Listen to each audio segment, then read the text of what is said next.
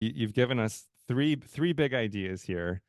So I'd like to take a few minutes to chat about them. So we've got the first one, which is it opens the door for a lot of curiosity here because I have no idea what you're talking about, and we didn't Nice. discuss this ahead of time. So this is great.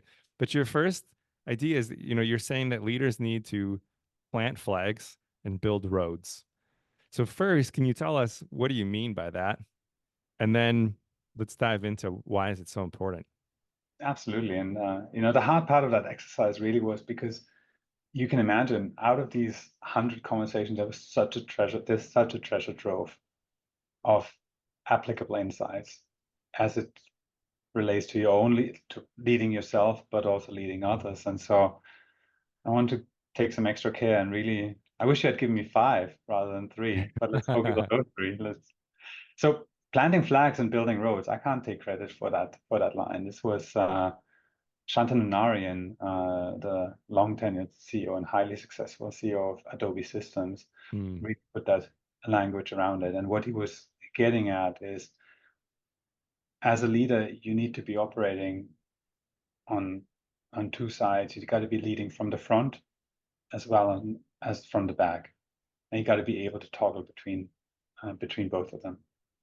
And many leaders that we observe time and time again, they tend to be leaning more towards the one or the other, and there's a risk of overlooking of doing both. So what does it mean? I mean, planting flags is just the bold, ambitious goal for others to rally around, to inspire followership, to inspire the want and the desire to move the organization forward, to identify the why, what we're doing, and where we're moving towards. And Napoleon was incredible at this and the planting of flags. When Napoleon was attempting his pursuit of Europe, he would make sure to be building church towers everywhere along the way, not because he was particularly religious, but it's if you're commanding an army and the army is exhausted and you're telling them, it's like, see that tower over there? Just that far we have to go. It puts out that extra discretionary effort to get people rallied around. So planting the flags is important, but also you got to build the roads to get there. And by building the roads, what Shantanu was referring to is this idea of helping leaders how to get there, putting the milestones into place, understanding the very logical questions around, well, if this is going to work, how can we deal with this obstacle in that area, and being there and not letting people, feel like they're lost in the woods, if you will. Right. So it sounds like it's this really strong balance of not only creating a compelling vision of the future and setting big goals, but making sure you're there along the way to kind of help and guide without getting in the way, right? Without like being a micromanager, but finding that balance of like you can't just say, "Hey, here's the goal, now go do it. I'm going to go play golf."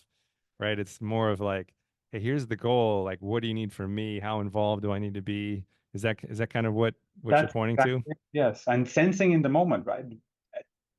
Based off the context, based off your audience, based on the questions that you're getting, based on the body language that you're experiencing in the room, to be leaning into one and the other versus the other, and sensing how to broaden your toolkit to be applying both whenever they're needed, rather than